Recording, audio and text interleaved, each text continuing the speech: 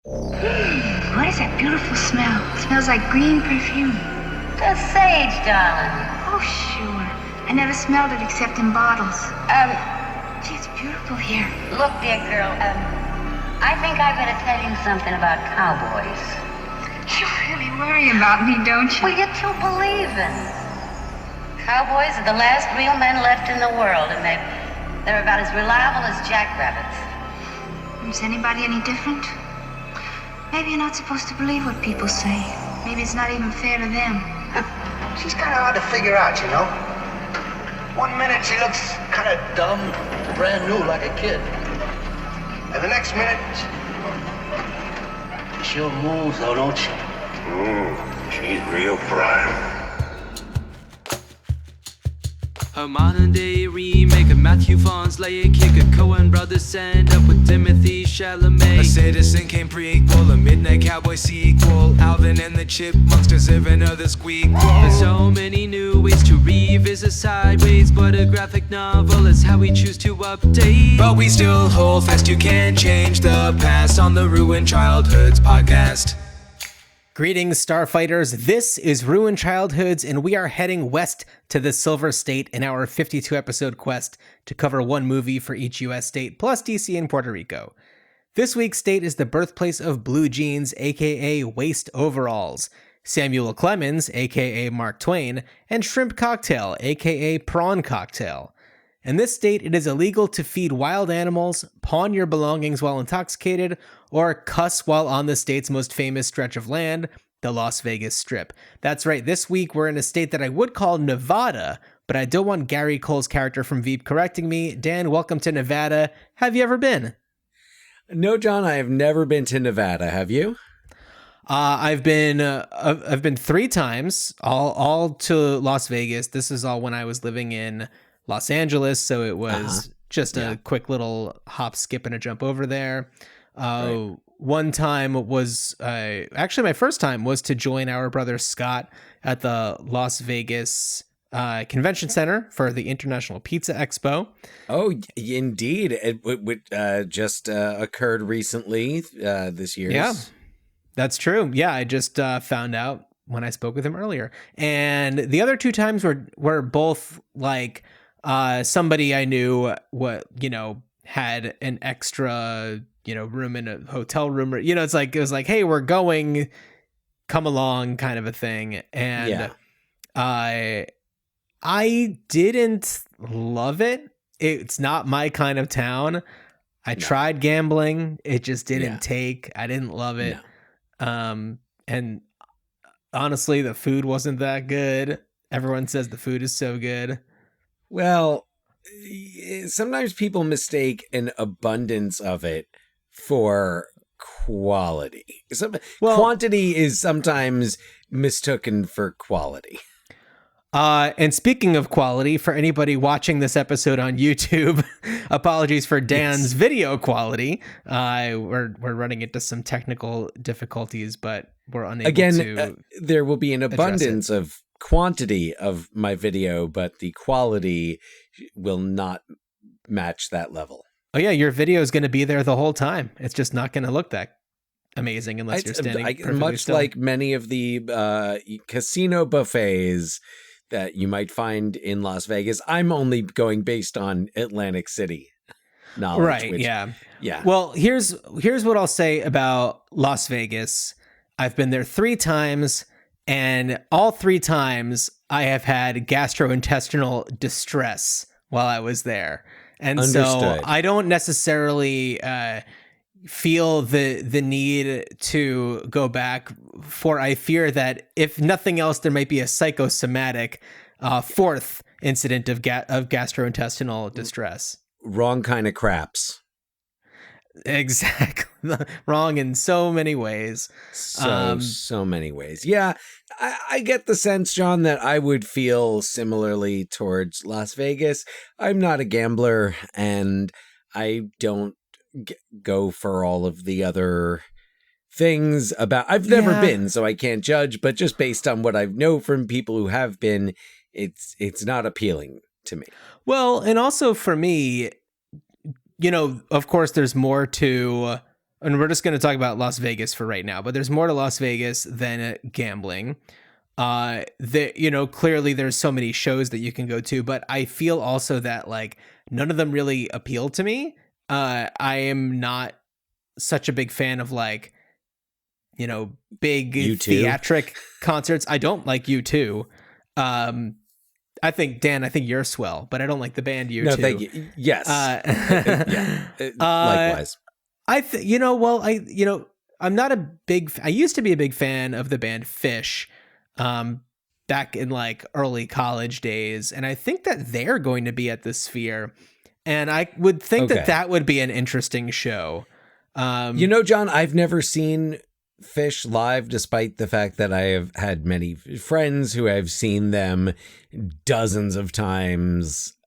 But I would say that seeing them at the Sphere, that could be potentially the most appealing thing about Las Vegas, because I've never seen a Fish concert, and seeing them at the Sphere in Las Vegas would probably be an incredible, even compared to their usual shows, which they must be incredible because so many people just follow them all over the place and go see their shows. But wildly entertaining, incredible performers and showmen, and the music ain't that bad either. And so if you're at least comfortable with part of that, then I'm sure it'd be pretty good. But also, I feel like the types of entertainment that I like, as in terms of like live entertainment, I prefer more of an intimate setting.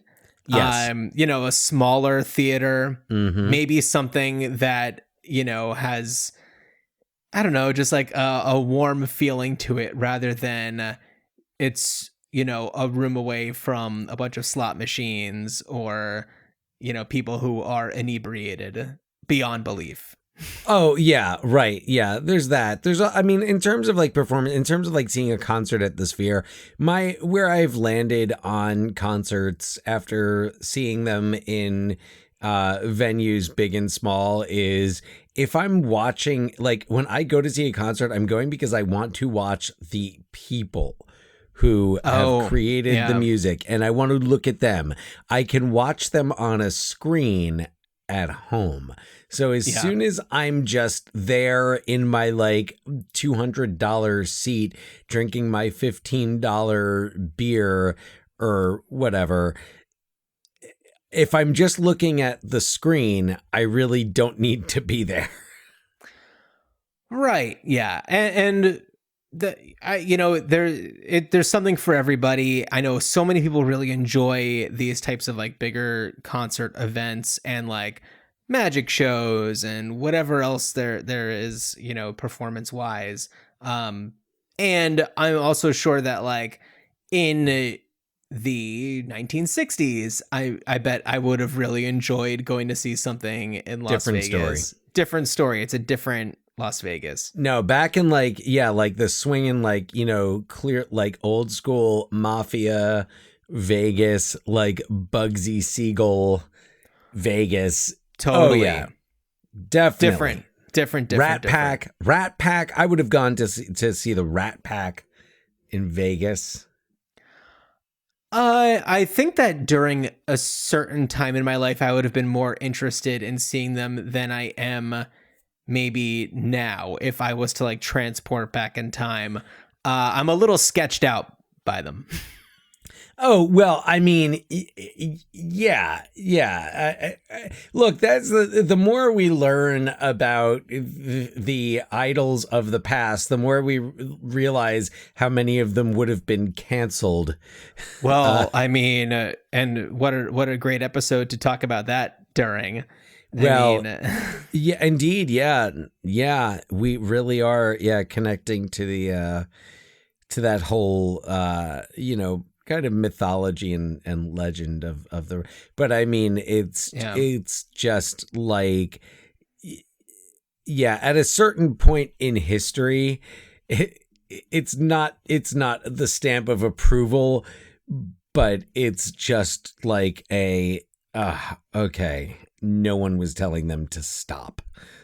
Oh, yeah, no. And I think also it comes with our ability to communicate in a more effective and widespreading way now that we're able to know more about people's true nature. Yes. That the mythology of some of these like stars of yesteryear and like old Hollywood and the Rat Pack, it was all from legend and what tabloid there was at the time to be able to kind of get your juicy information. And our sensibilities are different now, and certainly so much of the vibe of the era just would not fly, and things would get called out so much faster, that was going on. Oh, it's in so many different ways, and so much just would not be tolerated at all. Nor should it be. Nor should it have been then. Yeah. Moving on, and we've been talking a little bit about Las Vegas, but clearly there's so much more of Nevada to talk about. Yes. Certainly a lot of it, there's not too much to talk about because it's just vast openness and maybe more residential areas. But what I had known from Reno, really to this point, was all Reno 911. Oh, and Reno 911, from Sister Act, yeah. Maybe more Reno 911. Sister Act, we only get like a glimpse of Reno. Reno 911, I feel like, is an odd little celebration of the... Yes. And not to say it's accurate necessarily, but... No, but it's like, it's set in the like, the other gambling, like the minor league Vegas. Yeah. Yeah. In Reno. Biggest little city, right?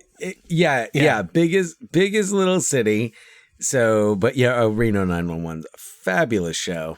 And I feel like a Reno 911 movie could have been a contender for our Nevada episode had they not been set in like Miami. In other place, Miami or on a cruise ship. Yeah, which is Miami, so funny. The theatrical one, Reno 911 Miami. Miami. Reno 911 Miami is Miami. So funny. It is. Oh God, anything that the state gets involved with is going to be gold, and just love them for it. Yep, Reno 911, fantastic, but yet the movie not set in Nevada. Which by the way, not only Gary Cole, but I had a student a few years ago who had moved from Nevada and was very clear about that is how it is pronounced. So if anybody who's listening hasn't seen the show Veep, Gary Cole, who, if you saw him, you'd probably recognize him if you don't know who we're talking about.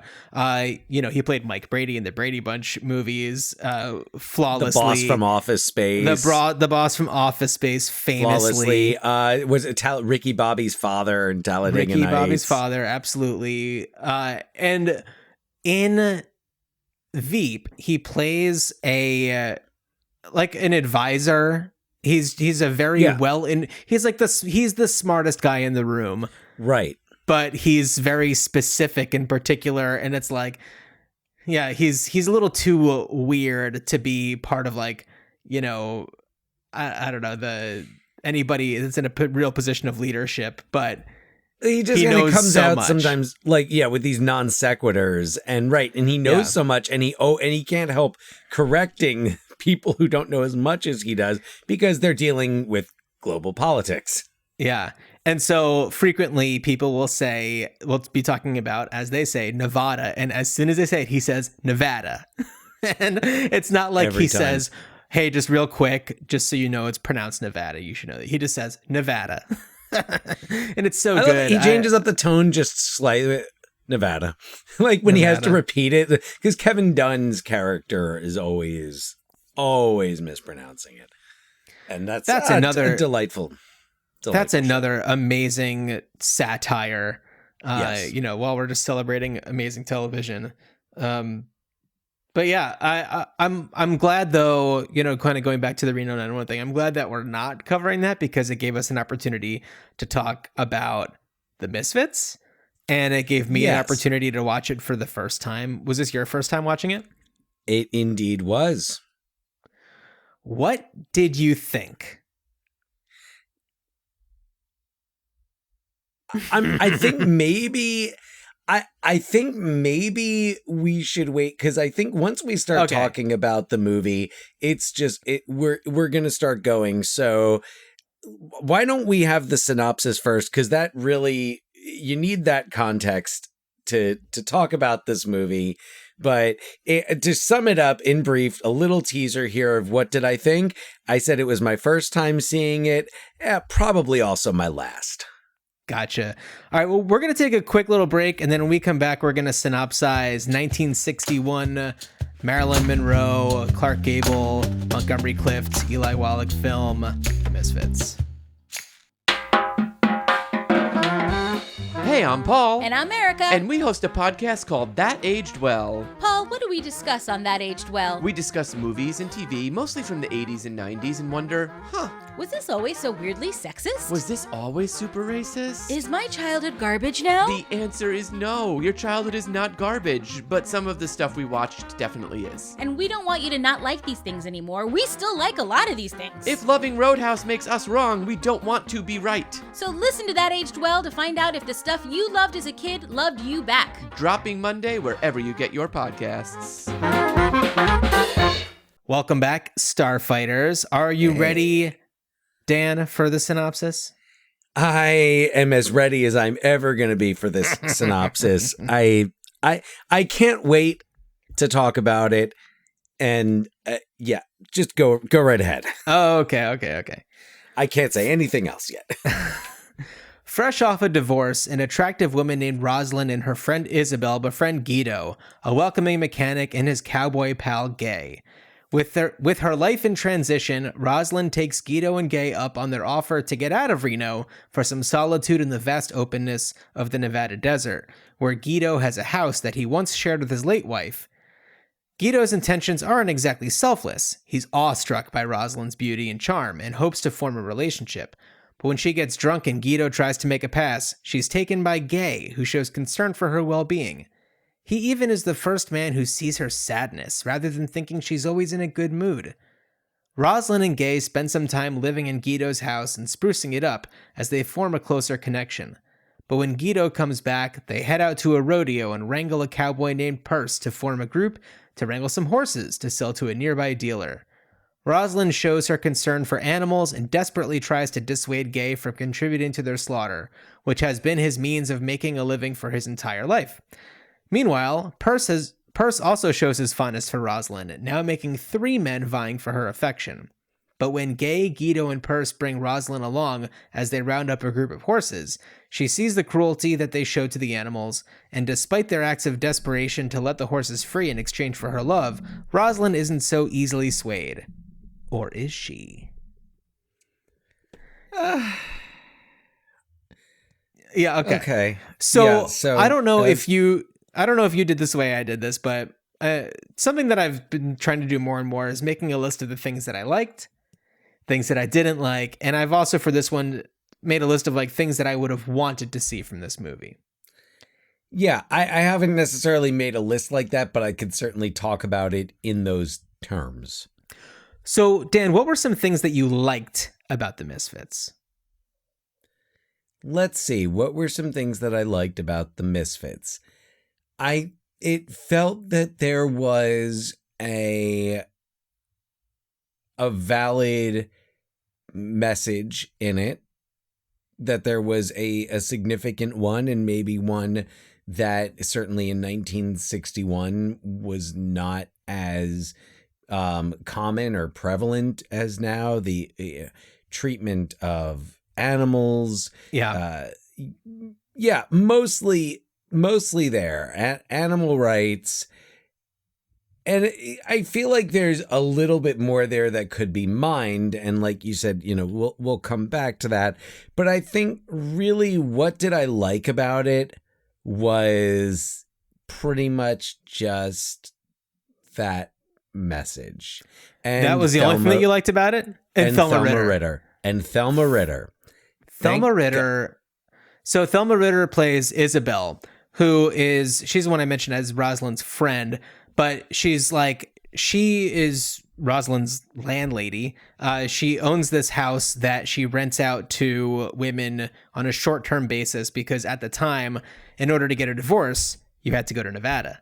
And in order to get a divorce in Nevada, you had to be a resident there for, I think, like 6 weeks, something like that. Yeah. And so that's the reason why she's there. And Isabel is like, she's talking about how it's like her 77th divorce that she's helping women get through, something like that. I think it's just 7th, but still, that's... Oh, I thought that she said like 77. Was it 77th? Oh, it was a large number. I mean, like, whatever is... Yeah. And this whole thing, you know, it stems from Arthur Miller, who wrote the film, his experience getting a divorce. So he had to obtain residency in Nevada for a period of time in order to get a divorce from his first wife, who he had been with since I think they were teenagers. And that would make it possible for him to marry Marilyn Monroe, who then divorced him after they made this movie. Yep. Yeah. This movie was really their undoing. This movie was so... okay. And the one more element that I liked, and perhaps the most sympathetic character in the entire film, Kevin McCarthy. Kevin McCarthy, who's when he first came on screen, I was like, I did like a triple take. I was like, oh my God, that's Kevin McCarthy, who we all know and love from movies like UHF. He's been on Murder, She Wrote, of course. Inner Space. He's so good in. Who seems like one of the good actors who's just so good at playing a villain, but is actually just like a really nice guy. Right. I mean, you only get one scene. He's the guy that Rosalind is divorcing, and you don't really, the only sense you get of why she's divorcing him is that maybe she married him hastily. Yeah, she explains a little bit that, you know, when she's kind of preparing her statements, she's kind of like, man, I just want to say, like, you could touch him, but he was never really there. Like, he's just not a present person. So yeah, it must have been a whirlwind romance that, you know, didn't have legs. And so, you know, that's what we have. I you know, had we seen more of his character, I'm forgetting what his name even was, but all we see him is in the before she goes into the courthouse, and then that's it. It's mostly her scene. He doesn't really have much to say. No.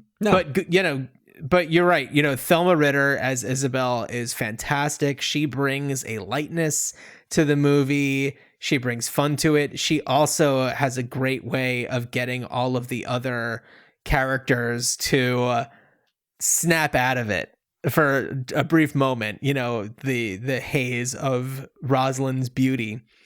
And luckily she's a really good time. Right. Yeah. Well, and also, like, you know, she kind of just gets them out of their own heads, and they're so, but yeah, that was what else did you like about it? Well, before I get onto that, let's quickly talk a little bit more about Kevin McCarthy. Dan, did you watch the documentary about the making of the Misfits? I did not, but okay. I had I'm for reasons that will become obvious, was very interested in seeing it. So the documentary, which I think was like a PBS documentary all about the making of the Misfits, you know, because this is such a highly regarded film, nobody really speaks about it critically. And, you know, they kind of put it up on this pedestal. And so that aspect of it didn't sit as well with me. Although if you're speaking with, you know, Arthur Miller and, you know, the families of John Huston and the producers and people like that, you're getting, one side of everything. And one thing that I did find interesting, kind of going back to the Kevin McCarthy part, is that he was brought in because he is friends with Montgomery Clift, or was friends with Montgomery Clift, I should say. Right. And Montgomery Clift was a mess. And they thought, let's bring in his buddy, give him a role, and then he'll be there to kind of like help his buddy along. And so luckily, it's freaking Kevin McCarthy. I mean, he's the one that we're talking about with the most praise right now. He's maybe one of the better parts of the movie, at least for us. Yes. So it's interesting, though, that that's really what got him the role, is his relationship with Montgomery Clift. No, makes a lot of sense. Makes a lot so of things sense. things that I liked. I mean, when the movie starts, I love the opening shot. It's this like fixed camera that's on the back of Guido's car, which is like Jim's Reno garage or whatever. It's a mechanic, and it starts on the word Reno. So it's just like, okay, we are in Reno. And for the purpose of us covering this movie right now, we are talking about Nevada. We are talking about Reno.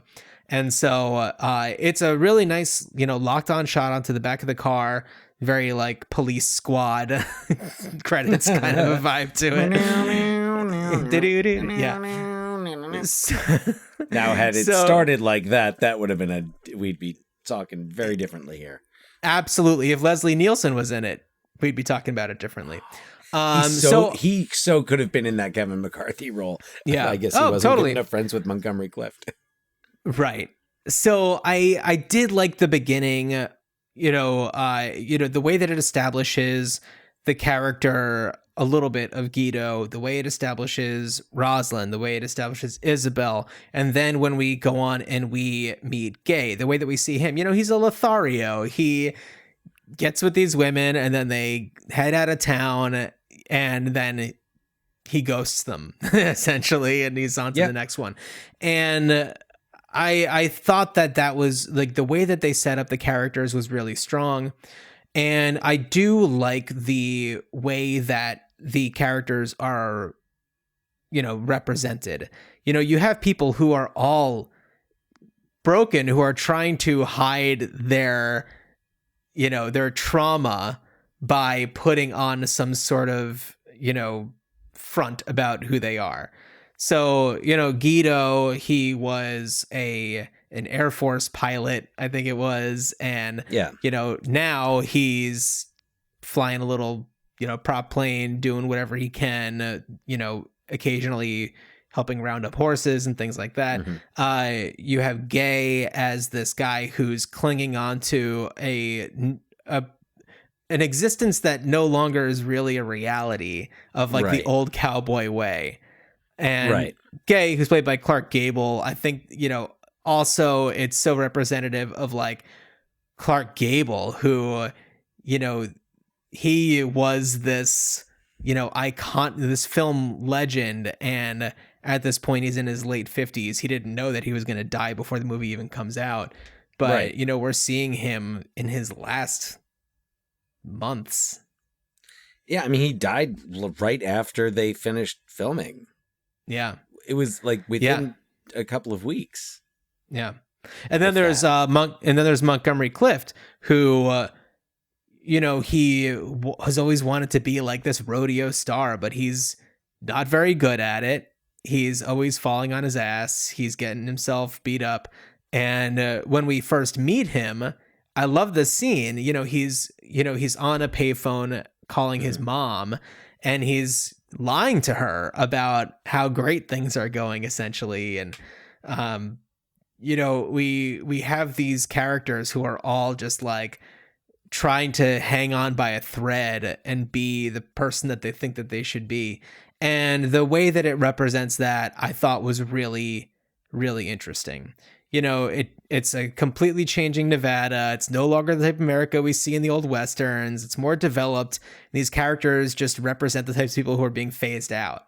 And in comes Rosalind, who is trying to figure out her identity. And when we first, really see her, she's talking about how, she just wants to like be alone for a while, and that's taken away from her really quickly. And instantly, and before the movie even starts, we know that men are trying to get her attention. They keep crashing her into her car just to get her to look at them. Yeah. And it's like that life feels like a big burden. Not that I would know what that's like. Well, John, I rest assured that's why I'm here to, lend some credibility to give that perspective. To the discussion. It gets old really fast. It's flattering at first. It is, and it's flattering at first, but it gets old really fast. Yeah. And it's kind of a play on the type of roles that Marilyn Monroe frequently played. These bombshells who men just fell for, and they make asses of themselves in pursuit of her. Yeah, absolutely. And I think that this movie, it's great to see her in a role that's a bit of a departure, and a very vulnerable performance. And as anybody who knows about the making of this movie would also understand, is that well, like we said before, she's going through this period where she and her husband, Arthur Miller, who wrote the movie for her. I mean, the names Rosalind and Marilyn are not too dissimilar. And, he's lifted lines from their lives. Clark Gable has this line where he's just like, you're really sad. And she's just like, no one ever says that. They always say that I'm happy. And he's like, they just say that because you make them happy. And it's like, that's something that came from their real lives. And it must also have just been so strange for her to be playing this other version of herself that's through the eyes of her husband in their dwindling marriage. And so much of the story revolves around that all of these men want to be with her, and then they don't know what to do. She doesn't know what to do, and they don't know what to do, and they're bitter, especially Guido. Yeah. When she rejects him, because she kind of is going back like between Gay and Perce, and she kind of attaches herself to Gay, but then there's this I guess sensitivity about Perce that maybe that's something new for her, and it's also and his character it's a good representation of, like you said, that theme of the change, like the change and the progress and moving forward, especially at the beginning of the 1960s, when you kind of start to have, and I doubt that this is very much in the writing, because I think this is more of like an in hindsight thing, but kind of a chipping away at the kind of like myth of masculinity. Yeah, I don't know. I and it's like, really... well, Perce is not as like Gay is, like it's Clark Gable. It's totally it's Gone with the Wind, and frankly, Scarlet, I don't give a damn. It's that same attitude of like, well, I'm a man and this is what I do, and I rope horses and sleep with women and charm the pants off them and go get more horses. Well, and so let's focus more. Well, I guess I should say one of the other things that I did like, which you said before, is the pro-animal messaging. But let's talk a little bit more about the things that we didn't like. Can you rattle off a few at the top of your head? Okay. Let's start with the discomfort of watching and obviously under the influence Marilyn Monroe just kind of like in a haze through this, and it's like, and to a certain extent it works for the character who's lost, but it's not. There's times where it's not acting, and it's and I watched the movie, and then I looked it up and I said, like, was she? And it was, yes, she was on like a cocktail of drugs and alcohol throughout filming. And it was very sad for me to see it and to think like, wow, you know, I hope that today, if someone was watching, you know, I don't know that watching dailies is a thing anymore, but I hope that if someone today was to look at footage of a film and saw an actor looking the way that she did, having that look in her eyes, and that's not with, you know, 4K full color detail. Yeah. And it was, I mean, maybe it was part of the fact that I just had that knowledge in my head that I could see it, but like, she is obviously like, and I'm watching, I'm like, no one thought to care. She showed up, she was doing her job, and the movie was going to be a hit, and that was whatever it took. So I'd like to comment on that really quick. So I think that for them to be able to get anything at all from her was nothing short of a miracle. And they were just grateful that they got what they got, because she would show up late all the time. And when she would show up, nobody would even really say anything to her. Just be like, okay, and let's go. Everything is fine. Let's go. And of course, she'd be just, you know, off doing whatever she was having to do to cope, and probably just sleeping. And I also on the set, and this is something that they go into a lot on the on that behind the scenes documentary, is that her acting coach, Paula Strasberg, wife of Lee Strasberg, was with her the entire time. On the set, they would call her the Black Widow, because she would always be wearing all black and this black hat, and Marilyn would just always be huddled up with her. And it annoyed everybody, and they were all just like, oh my God, just come on, let's do this. And so I think that nobody was really looking out for her, because if they were going to try to do anything for her, it was going to have to, you know, set back filming. And they did have to stop down filming, because she had a little rehab stint during this, because she was suffering from exhaustion. And whatever that means in that scenario is what it means. But I don't think that anybody was in a position to just be like, hey, let's talk this through. That wasn't the vibe there. Right. No. You know, it's a cautionary tale. And, you know, we hear stories of actors who pull. I remember that initially Winona Ryder was going to play Michael Corleone's daughter in The Godfather Part 3, but she pulled out after shooting, I think after doing like Edward Scissorhands, based on exhaustion. And but that wasn't something that you know, Marilyn probably thought she could have done. It's not something anyone would have advised her to do.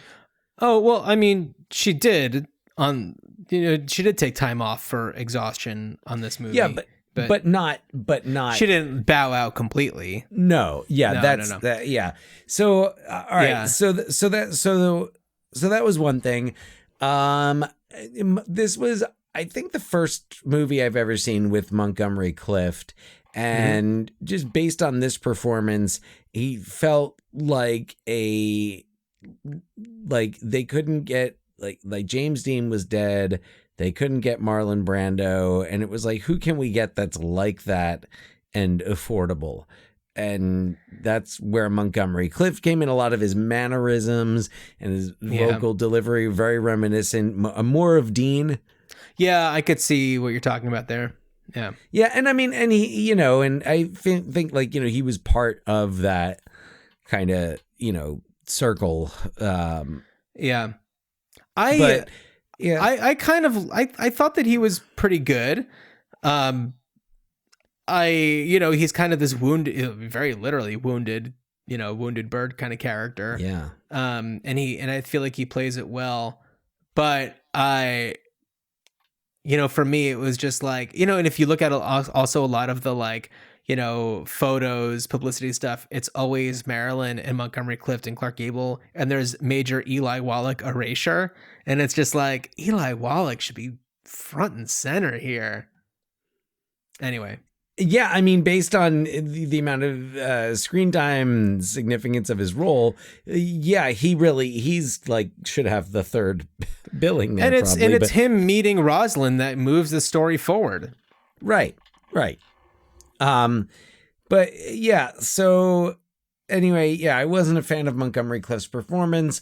The romance between Gable and Monroe is uncomfortable, and maybe that's more of the 2024 lens, but and the 24-ish year age gap between the two of them. Yeah. And that, like, when she was a child, she would fantasize that he was her father. There are a lot of issues there. Yes. Yeah. A lot of issues there. And then there were some other things that I just was thrown off by. Like, there's at least one scene that takes place at night in the desert, but it looks like it's daytime, and I'm like, yeah, it's black and white and you're shooting the desert. But it was like there were a lot of shadows, and that usually indicates daytime. And yes, it could have been bright moonlight casting shadows. So that's a production problem for you. Yeah, it just kind of threw me off, because I was like, wait a second, it doesn't, like, there's not enough telling me in this film that it's nighttime. And even though, like, logically I was like, well, yes, in the desert where there's nothing obstructing it, moonlight could easily cast a shadow. But yeah, so there's that. It went just in general, the pacing of it took me so many sittings to get through this, and like I'd sit down, I'd put it on, and I'd be asleep. Oh, okay. Yeah, and it just was so much to get through, and through so much of it, I felt like I was waiting to get to the next thing. So the script would probably be my other big dislike. Sure. Yeah, I mean, just what it's about and how it plays out and everything. Yeah. It's kind of like, drab and downbeat, but like not in an intriguing way. And like the character like Gay isn't very sympathetic. Like Perce is kind of sympathetic. Guido is a little sympathetic. Yeah. So there's that. That's pretty much what I have on my I didn't like it list. What do you think? Well, top of the list is obviously that Clark Gable is old and creepy, especially compared to Marilyn Monroe. He has nasty dental hygiene. The age difference made me feel uncomfortable. And, as we talk about how Marilyn Monroe, would dream about Clark Gable being like her father when she was young. I mean, she went through the foster system and she had a really, really rough upbringing. And, it makes a lot of sense that she would see somebody like Clark Gable in movies and think, oh yes, that would be the kind of father figure I would want, right. And yeah, sure. In the 30s and 40s, he was handsome and everything, but it made me feel uncomfortable. Both Rosalind and Gay talk about wanting to be alone. And, after they're kind of like going through their own things, they're kind of confiding with their people, Guido and Isabel. But they instantly attach themselves to each other. It's like they don't even really take a beat. It's just like, well, for Gay especially, he's just like, new conquest, and doesn't really care that Guido has, a lot of affection for her. It's a very selfish move. we don't also hear a lot about what she wants for herself. We get a little taste of it when she's confiding in Isabel early on. But it's like she just ends up with another broken man. And it makes me feel uneasy. One other thing that I didn't like was Clark Gable's Clark Gable's camel tail, as he's kind of like leaning back in scenes with his pants, pulled up really high and his like bulge just, hanging out halfway down his thigh. So you had the 4K version of this, I guess. I mean, I don't think that you needed to have, high def to, just see. I don't know. It was, but it wasn't like, is camel tail? Is that what it's, is that, I think that I first heard that in like Superbad as being the male version of camel toe. And I really like it. I thought, I've always referred to it as camel bro. Oh, camel bro. Yeah. I don't know. I like camel tail. Always referred to it as it comes up in daily conversation. Always. But, I feel like also a bulge in some scenarios is like, maybe it's David Bowie in Labyrinth and it's perhaps a sexual awakening for some people. But I feel like this type of bulge is just like, oh, those are old man balls. Those are saggy old man balls, and they're Clark Gable's, and he's putting them on display. So I had a few things also that I wanted to see from this movie, and I feel like without this, it doesn't really work. And one of them is connected strongly with something that I didn't like. So I didn't like, we have this scene where Gay and Roslyn are, supposed to be driving back to Reno, but they decide, he makes a pass at her and she's just like, I don't see you that way. Uh-huh. And he's like, you know what? Why don't we go back to Guido's place out in the middle of nowhere? And, we just take some time or whatever. And she's like, fine. And then the next thing that happens is she's nude in bed and he's waking her up by kissing her while she's asleep, which is like the last thing we heard her say was no. And then the next thing we see after that is him kissing her while she's asleep and, nude in bed. That's not cool. No. And yeah, that's just like a big part of this, and it kind of goes along with what you were saying about how she's trying to figure out who she is, and like we get glimpses, and we get glimpses, but we don't get the glimpses of her as much. And having some more of that, and having, because I mean, it's like when you're watching a movie like this, you're caught with the like, I'm watching a movie that is set in the past. It was made in the past, and we know that some of the things that happened and were accepted in the past are not acceptable now, nor should they have been then. Right. But so it's hard to look at it and think like, is this realistic versus is this just like Arthur Miller, and who's I don't know much about his marriage with Marilyn Monroe, but I would imagine being insecure and yeah. Well, I also, one of the things that I didn't like about this movie is that the content doesn't work without the context. And the context of this movie is what makes the movie intriguing. The fact that it's written by Arthur Miller during this time when he and Marilyn Monroe are having a marriage dissolving. It is Clark Gable's last movie. It is the last completed movie of Marilyn Monroe. Montgomery Clift dies a few years later. That mythology is what I feel makes this movie watchable, because you're watching it to like read the signs and to see the things and to be analyzing every single move that Clark Gable is making, being like, ooh, would he have had a few more days if he didn't try that stunt? Things like that. And Right. that's not what makes a movie good. It's what makes the story of the movie good, but it doesn't make the movie good.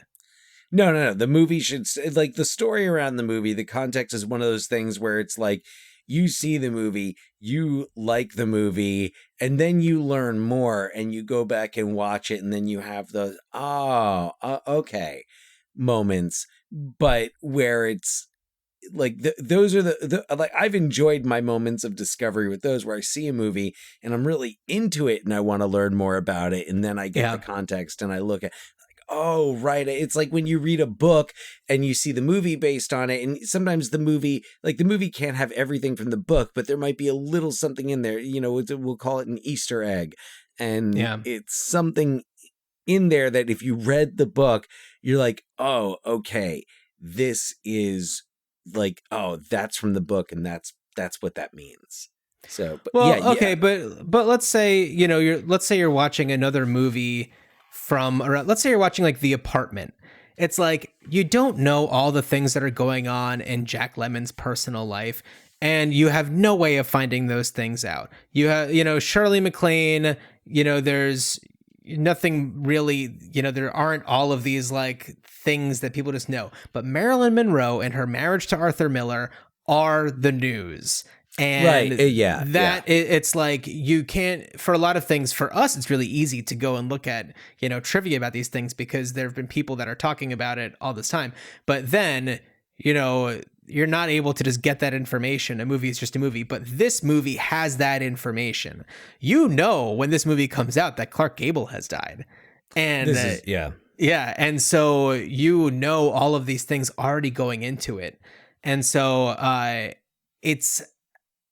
I feel like this movie is just put up on that pedestal, and it was hard for me to find any criticism, like negative criticism about this movie, because people talk just about, the romance behind it and the fact that this was like, Arthur Miller wrote it as a Valentine to Marilyn Monroe. And it's just like, really? Yeah, I know. And it's just like, well, it clearly like really screwed her up and, probably made things a whole hell of a lot worse for her. And surely there could have been another project that she could have done that would show off actual acting talent instead of her just being, I don't know. I mean, it's just a different side of the same coin as something like, Gentlemen Prefer Blondes, where it's just like, and the attractive lady that everybody loves. It's still the attractive lady that everybody loves. It's just that sometimes she's sad and people call her out on it. But we could have seen from all reports, like she really had some, like, acting chops, and probably could have done, and had she lived, probably would have at least had the opportunity to do so. She could have done, like, Shirley MacLaine in the, like, played that part in the apartment. I wouldn't switch it out. Shirley MacLaine's brilliant, but Shirley MacLaine's so good in that, and also a total fox. Yeah. Oh, totally. And so I think that also this movie, if you take away all of those elements to it, if you put Shirley MacLaine in that same role, you would have had perhaps a more compelling movie, because you don't have to deal with the weight of, the representation of the lead actress being the muse for the film itself.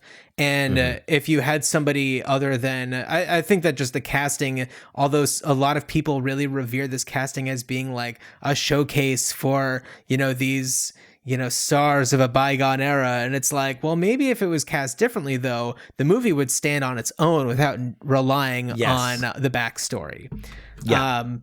And to be able to separate those two, I think, is the challenge of the movie.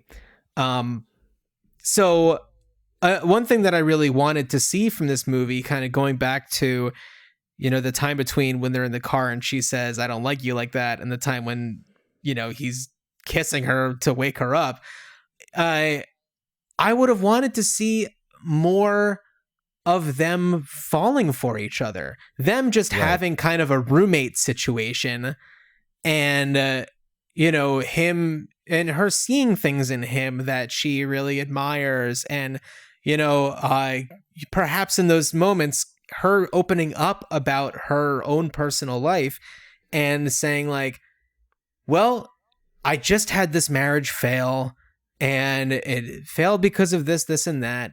And this is my hope for the future. And I don't know how that's going to happen. All the way, well, we know she's, I think, from the East Coast, because I think there's some reference to her coming from, coming west to Nevada to get the divorce and everything. And she talks about going back east or whatever. And it's like, what is her life there? I saw in some, plot summaries where it's saying she's an ex-stripper. Right. I don't really remember that in the movie. And is it like a blink and you miss it kind of a thing, or? No, they talk about it, but they talk about her dancing in like clubs, and like Gable's got this whole speech to her about like, how she would dance. And I don't remember exactly. I didn't get from that she was a stripper. I thought that she maybe danced recreationally, like would go to clubs. No, she danced. Yeah, she was for profit, an exotic dancer. Yes, yeah, she was a private dancer, a dancer for money, if you will. No, yes. Great Tina Turner. But yeah, I agree with you there. I think that that showing, because it's not like you can't have these May-December romances. And it's uncomfortable, but it's not unheard of. It's uncomfortable when we don't see that it's especially uncomfortable when we don't get that piece and we don't see that, like, okay, this is why these two people are gravitating towards each other. This is what they're looking for. And, this is kind of why, all right, this is maybe what they both need to be doing at this moment in time. Right. And I'm glad that you brought up kind of the May-December aspect of their relationship, because the only times where that's really even addressed, like, it would be great if they had a conversation where it's just like, well, I am significantly younger than you, and, we talk about, he talks about like his daughter being like the same size as Rosalind. Right. And you can only presume that she's maybe even around the same age. We know that his children are grown. He abandoned his family. Yeah. Because it was, he's a cowboy. He's meant to be out in the nothingness of Nevada. Wages. Yeah, I know. Which is kind of like beats wages. Grow up, dude. And yes. So he abandons his two children and his wife, and we don't see him like grappling with that until there's this moment where he sees his son, which we don't see at the radio. At the rodeo, and he's drunk and he's coming out and he's like calling out for his son, who's has the same name as him. Right. And so that's another kind of weird thing. And it's like, what would have made so much of that better is, and this is spoilery, but like at the end, after all the guys are kind of saying like, if I let these horses go, will you love me or whatever? And she ends up, hitching a ride back to town with Gay. And during those few minutes, she kind of like sidles up next to him. And it's just kind of like, okay, so now she's just going with him, even though she really put on a big show about how awful they all are. And what would have made it so much better is if she was just like, I've got a lot to work on for myself. Right. And guess what? So do you. Right. Yes. But and then all not of like that conversation's gonna happen, but not in 1961. No. But that's the thing, is like looking at it in the context of the times.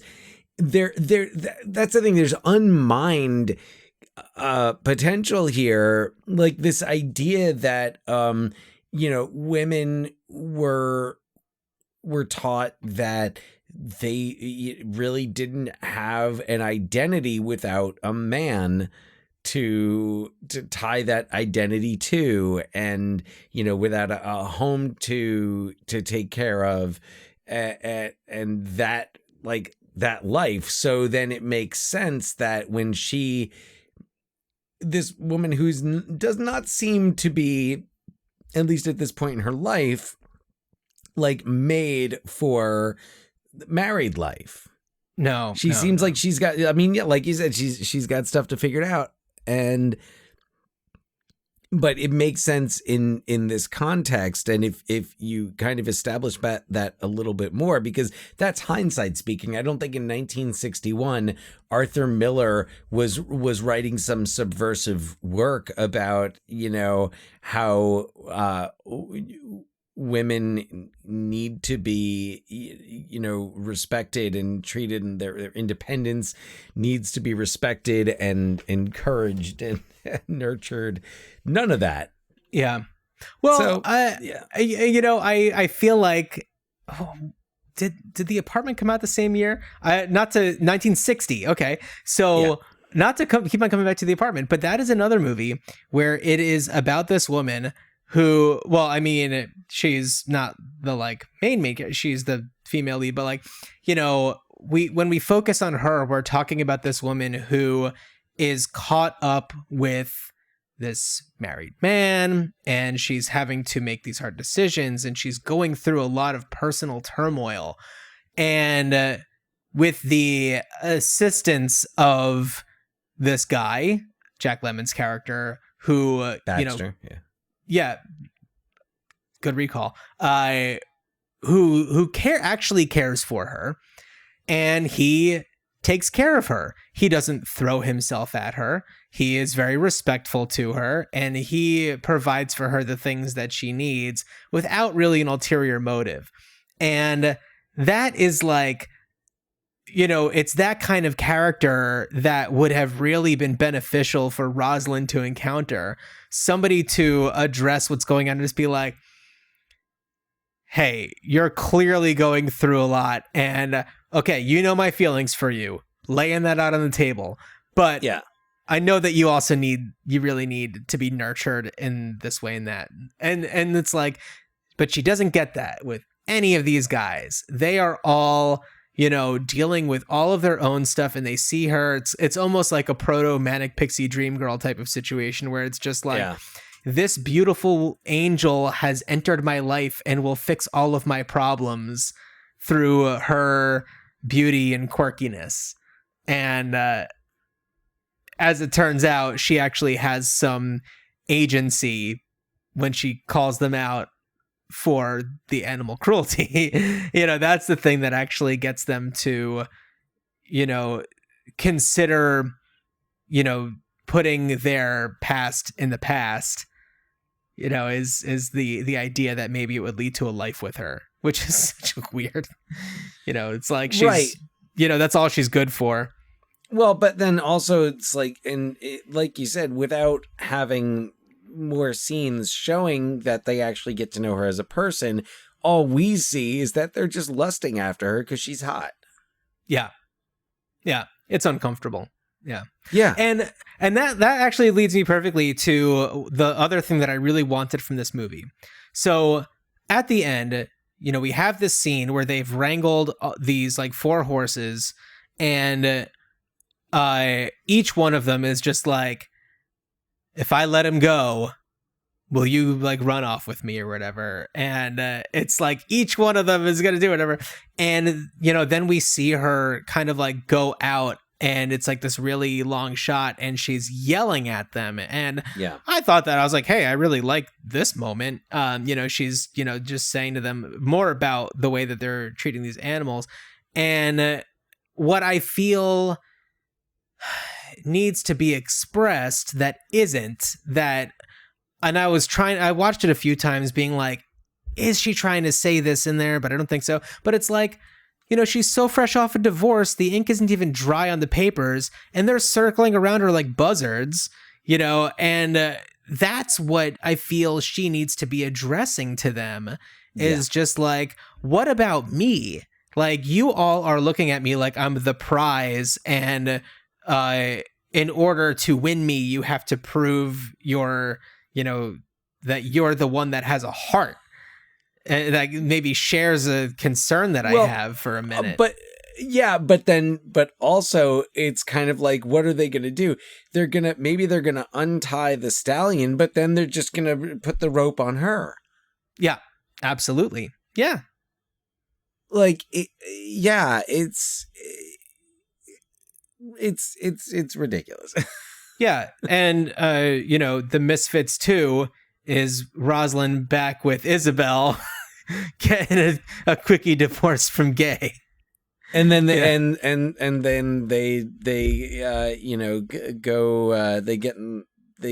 get in a car together. They're going to go out to the cabin for a weekend, but then along the way, some guy tries something, Rosalind kills him, and they end up on a spree, and then they end up at the Grand Canyon, and and it's Thelma and Louise.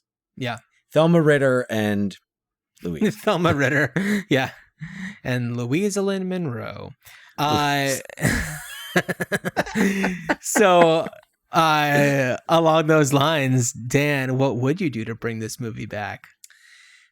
Well, okay. So, where I landed on this now, as you said, of course, the context of it is kind of what makes it watchable or an intriguing to watch, and thinking about all of these people and what would happen in their real lives. And actually, John, before I get into it, I just wanted to run this one out here by you, because then this is not my answer. This is it didn't come up before, but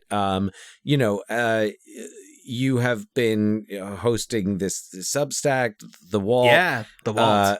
About and with documentaries, and with the second month, this month's documentary has been Downwind, about the nuclear testing happening in Nevada. Yeah. They focus on the Conqueror, and I think the Conqueror is the one that you really hear about, where, like, oh boy, most of the people who worked on this movie died from cancer, almost definitely because of the radiation. Yeah. Forget the almost, like, definitely because of the radiation. But you don't hear that with this movie. And I kind of looked geographically, like, where the testing was versus where Reno was, and it looked like maybe they were kind of like out of the downwind zone. But it's still interesting, though, that you have so many of them. I mean, Gable dying so soon afterwards, and there were all these other, like, Montgomery Clift had health problems, and right. There were so many other reasons why this wasn't like the perfectly healthy people who worked on the Conqueror all of a sudden getting sick. Sure, and I don't know what Eli Wallach or Arthur Miller or John Huston died of, but they lived much longer. Yeah. But John Huston, I don't know when he died. But John Huston lived at least until the 80s, because John Huston's last movie was 1987's The Dead. Well, and that is also to say that, like, as we see in the documentary Downwind, it's not only the people who were directly there, it's generational. It kind of gets passed down. And for somebody like Clark Gable, who smoked 4 packs of cigarettes a day and was just in general bad health, no matter what, I mean, who's to say what was a contributing factor? And, Marilyn Monroe, clearly we all know the struggles that she was facing, but what also could have been a contributing factor. But yeah, and for anybody who needs a little bit more context, in this documentary Downwind, it talks about nuclear testing in Nevada and the people who are impacted by the lasting impact, the generational impact of radiation and fallout. And it goes into the movie The Conqueror, the John Wayne movie, which John Wayne plays Genghis Khan. It is very hard to find, probably for very good reasons, but that movie, was filmed right in the downwind area during all this nuclear testing. The soil, from the ground is all still radioactive. They collected, I think Howard Hughes, who was a producer, collected like 60 tons of the soil to bring back to LA to like film other stuff. And it's in a warehouse somewhere and it's radioactive. It's next to the Ark of the Covenant. Right. But it's, it's still radioactive. And it has been linked to John Wayne's death and the deaths of so many people who worked on that film. And it's but then totally I think wild. Like I saw nothing. I tried to do some research on any connections between the fallout from nuclear testing and this film. I mean, the stars aside, and I wonder if the fact that the stars had so many other contributing factors to their deaths maybe prevented closer looks from happening. But I'm like, how do you make a film on location in Nevada in 1960? Almost. How do you do that in 1961 without being impacted by this testing? So but what I would do has nothing to do with that. Okay. No, I was thinking it would be really interesting to see a play. I was thinking of a play, and it would be a play that it would go back and forth, but it would just be three characters.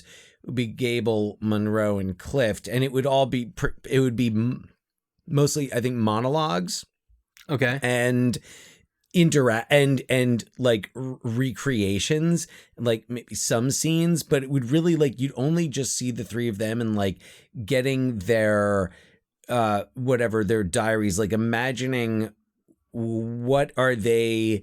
It's kind of like getting them when they go back to the hotel room or back to the trailer at the end of the day, and them talking about whatever they're going through, and them is Gable realizing he's that close to death? Is what's going on? What is Monroe saying about her marriage to Miller? And I was thinking about it, and I was like, if you did a film about a narrative film about the making of the Misfits, naturally Houston and Miller would be significant characters. But I was thinking that it also in if you're having this as a play, having Houston and Miller as kind of presences in the dialogue, but not on stage, it kind of represents the where they were in terms of the film, where they were very much present. But I mean, you don't hear anything really about Johnny Houston on this film. It feels like he did it for the paycheck. But so John Houston, the story with him on this film. So, you're talking about going back to the hotel. They all stayed at the Mapes Hotel in Reno. And every night, John Houston would be up all night gambling and losing tons of money. But and getting drunk, and he'd show up on set the next day and do his job. But internally, he was, losing his shirt at the tables, and also just getting completely blotto. There's a story about how I think it was maybe Eli Wallach, and he was kind of coaching him on a scene where Eli Wallach is supposed to be drunk or whatever, and John Houston is just the time that I was the most drunk. And he's like, what? And he's like, yesterday. And he's like, yesterday I was with you all day. You were doing this, you're doing that, you're doing that. And he was just like, yes. And the key to, acting like you're drunk is to act like you're not drunk. Because that's when I was at my most drunk, is, when you were with me all the time. So, but that was what John Houston did. Hey, look, John Houston will do what John Houston will do. And he wasn't doing it to anybody else. And like you said, he's showing up on set and he's doing his job. And he's doing his job. That's right. Yeah. And I'm sure there's more to it than that, but yeah. Yeah. So anyway, that's my, like, I was thinking, I was like, that would be really interesting. Like, that would be a really interesting theatrical project to do, and to kind of hear from these three very different actors in very different places in their careers, and on this film that I think, had high stakes for all of them. Yeah. Yeah. So that's my plan. What's yours? I have two, and none of them are like real. They're not like, I really think they should do this, but just in the news the other day, I was reading about how, I guess as part of like Marilyn Monroe's estate, they, the world has the rights to recreate her using AI. So to essentially create like an interactive AI Marilyn Monroe. And I was kind of just thinking more about this, and it's just like, well, what if you did create like an alternate version of this movie with a computer generated artificially intelligent Marilyn Monroe, where like she has those moments where she has agency, and she says like, no, I'm not going to go out to your weird shack in the middle of nowhere. I just met you. Like, you are the mechanic who fixed my car. Oh, yeah, in theory, that sounds like a lovely idea, and I'm happy for us all to, like, get a drink together while we're here, lunch or something, but, like, I'm not going out to the middle of nowhere with you. It's like, to kind of create that kind of world. That's just, like, a fantasy, what I would have loved to see. And then, of course, it'd just be, like, the end.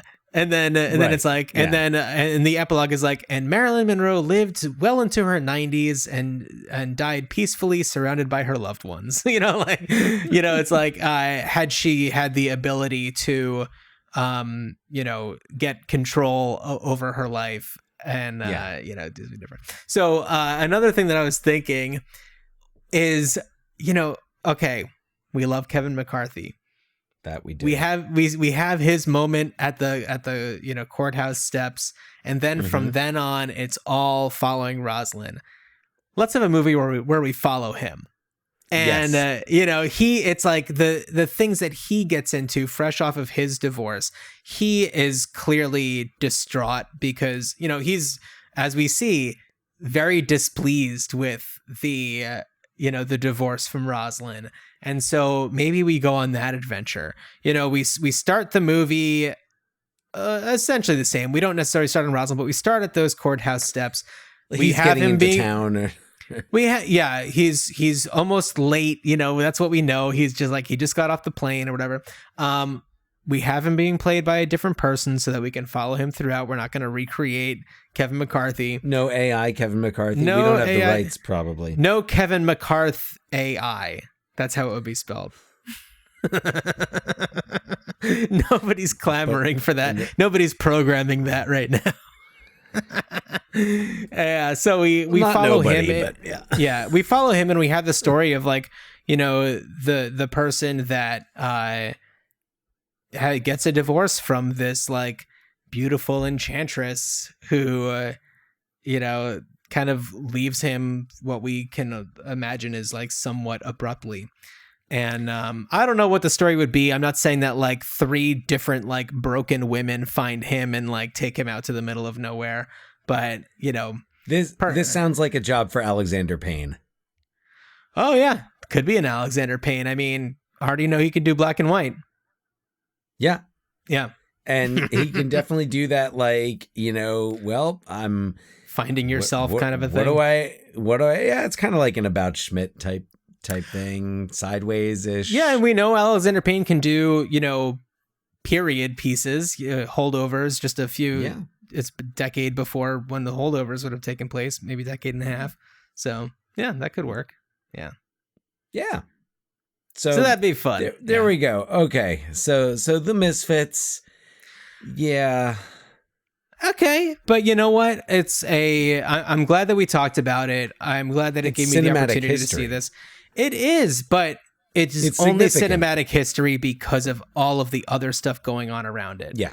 And, before watching it, my view of Arthur Miller is just like, oh, this genius writer, blah, blah, blah, blah. And now I think about him, I'm just like, what a jerk. Like, Yeah, if you look back at a lot of his stuff, I mean, like even in The Crucible, there's a pretty decent age gap in the affair between John Proctor and I think Abigail.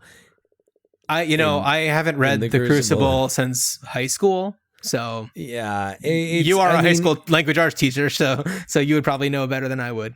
Yeah. I mean, I've read it definitely since then, but yeah, Arthur Miller. I mean, definitely a brilliant writer in many ways, but also one whose personal life is not the most admirable, or was not the most admirable. And yeah. This screenplay definitely not admirable. No, I could have done with a few tweaks. I did like the line about people only think that you're happy because you make them happy. I liked that line. Yeah. I thought that was good.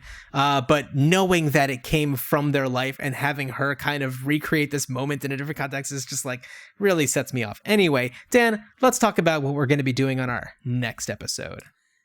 All right. Well, we will be traveling northeast to New Hampshire, where we will be visiting the wonderful, twisted, wacky world of Gus Van Sant's 1995 classic To Die For, starring Nicole Kidman, Matt Dillon, Joaquin Phoenix, Casey Affleck, Ileana Douglas in a role that I love. We got Dan Hedaya popping up in there. Kurtwood Smith, Holland Taylor. What a great cast.